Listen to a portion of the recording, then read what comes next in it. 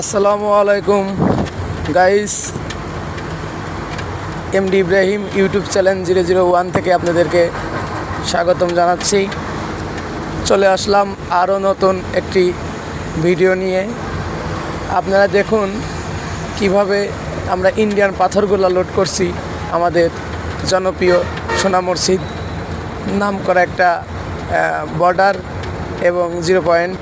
এখান থেকে আমরা আমাদের গাড়িতে পাথর লোড করে আমরা দেশের বিভিন্ন প্রান্তে যেয়ে থাকি এবং সুযোগ্য ভাড়া এবং সুবিধা কারণে আমরা এখান থেকে লোডগুলো করি।